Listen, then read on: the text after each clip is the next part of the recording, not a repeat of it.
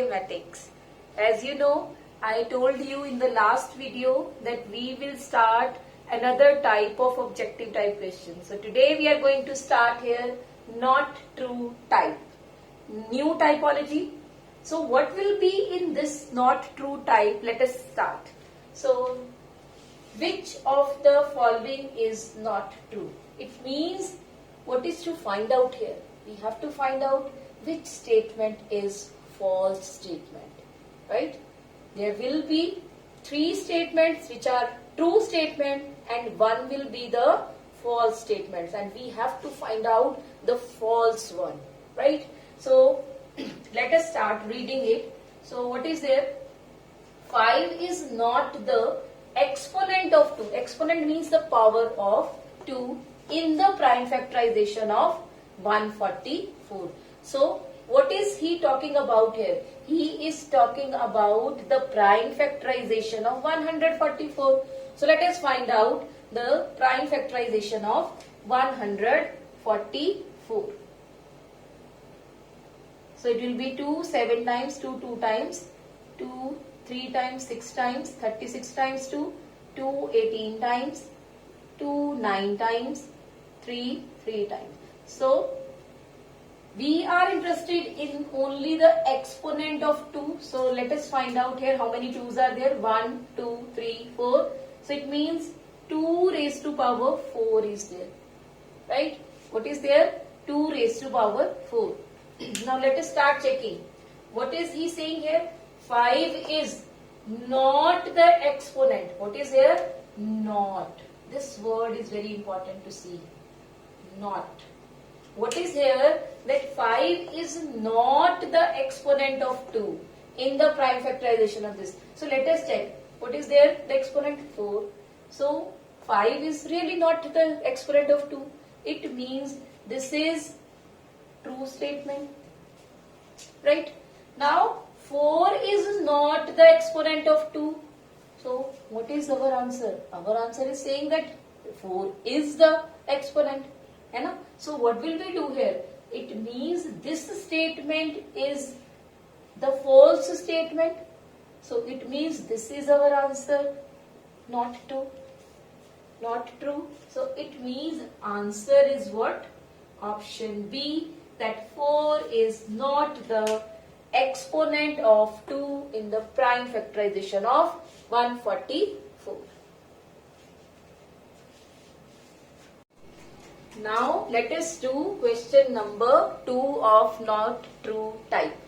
Now what is there in this question? N is equal to, this prime factorization is given of n. Which of the following is not true about what? About number of consecutive zeros in n. So what is the meaning of this? Consecutive zeros in n. Means when we will multiply it, then n will contain how many zeros in the end? 1 0, 2 zeros, 3 zeros, 4 zeros, 5 zeros or 6 zeros. How many zeros it will contain? Whatever, like 2, 3, 2, 0 is coming, or something else here, 3, 2 zeros are coming, or 3 zeros are coming. This is to check how many consecutive zeros are coming. So first of all, how will we check? Right? How will we check that how many zeros are coming in this? Now my question is, if you want to write down something in which only 1 0 is there. Okay, let us do with 10 only. So if I want to write down 10, what is required there to make it 10? 2 and 5. Very right. What are we needed here? If I want to write down 10, I need 2 and 5. If I want to write down 20, still I need one pair of 2 and 5. If 1 0 is required, I need one pair of 2 and 5. Right? If I suppose I have to write down 200, let's say. So 200 means 2 in 200. It means I need 2 times 2's and 2 times 5's to bring 2 zeros, 2 consecutive zeros. So it means that the number of zeros which are there are decided by the power of the 2's and 5's. Means both have the same powers, right? If 2 is 5 times, then 5 should also have 5 times, then only it will give you, means this power should be same. If here 2 is there, here also 2 should be there. If 5 is there, then 5 should be there. So if the powers are same, then those many zeros will come there, right? If suppose 2 raised to power 5 is there and here 5 raised to power 2 is there, so how many tens I can make? Here 5 raised to power 2 is there, here 2 raised to power 5 is there. Whatever is there, less power will bring tens here. How? 1, 2 and 1, 5 will give me 10.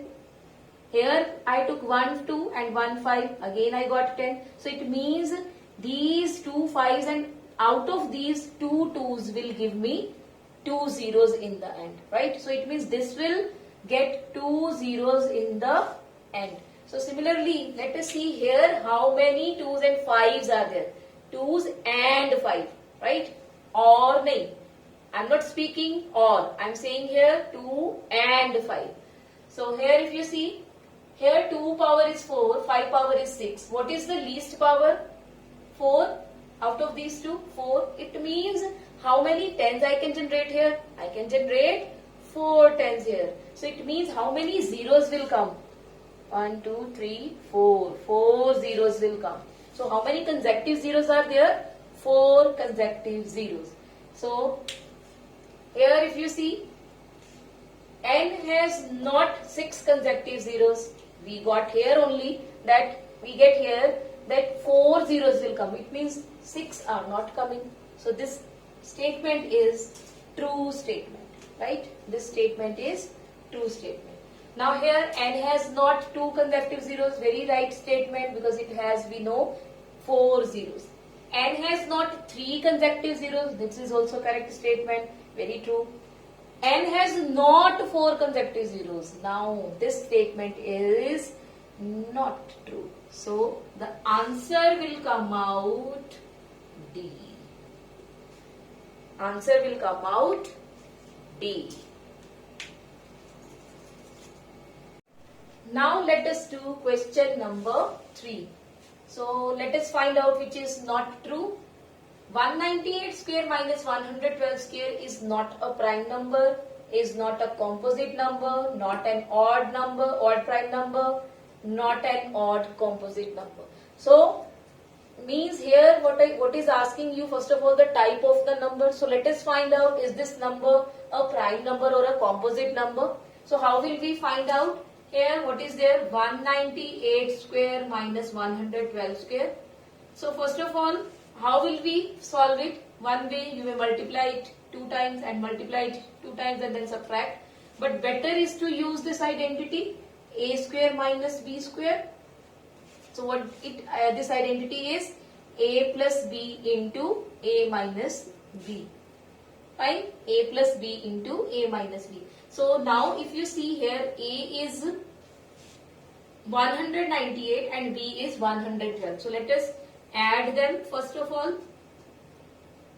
and then subtract it.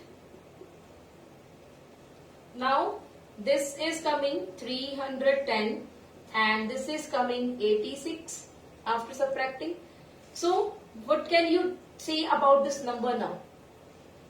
You know this whole number, when you will multiply and you will get, is a number, 1 is a number. So this number has those factors and I got 2 more factors. Rather I'll get more if I will factorize this also and this also. So it has more than 2 factors. So I can say that this number is what? A composite number. So now let us read it again. What it says, this is not a prime number. This is not a prime number. Very true. This is not a prime number. So this statement is definitely true statement, which will not my answer. I want not true means I want false answer. Now this is not a composite number, but this is a composite number. Here it is against my statement. So this is false. So let us read others also. If something else is more appropriate, then we will give that answer. This is not an odd prime number. Very true. This is not odd. This is not prime number. In fact, this is not an odd composite number. Very true. This is not odd. This is even only. So, very true here. This is also true. This is also true. So, therefore, the answer is option B, that this is not a composite number. Let us do question number 4 of the same typology. This is given to one number, given to you one number. Again one number is, numbers are given to you and you have to check irrational. This is not an irrational number, right? Everywhere there is irrational, irrational, irrational, but with that there is not. Don't forget this word. So here, what is there? 0.121212 and so on. Now we have to check, is this an irrational number or not? If you remember the decimal expansion of rational numbers and irrational numbers, then there should be no confusion. Because here if you see, this is non-terminating. With that, it is repeating. So decimal expansion of rational numbers are of this type. Non-terminating, non-repeating. Sorry, repeating. Non-terminating, repeating. So here, this is one rational number. So very true this statement. He is saying here this is not an irrational number. So this is true statement because this is rational number. Now 5 by 6 is not an irrational number. This is also true because by the definition of rational numbers. What rational number says? If P and Q are integers, Q not equal to 0, then this is a rational number. So this statement is also very much true that this is not an irrational number. Now comes this. 0.2368 is not an irrational number. Very true. This is one of the rational number because this decimal expansion is terminating here, right? So this is also true statement that this is not an irrational number. So if not irrational number means we have to find out which is irrational number. That will be our not true statement. Here 0.15015001500 is not an irrational number. So by the decimal expansion of irrational numbers, you may see this is not repeating and non-terminating. Non-terminating, non-repeating. That's why this number will be what? Irrational number. But here what is saying? He's saying it is not. So this means this is your not true statement. So what will be the answer?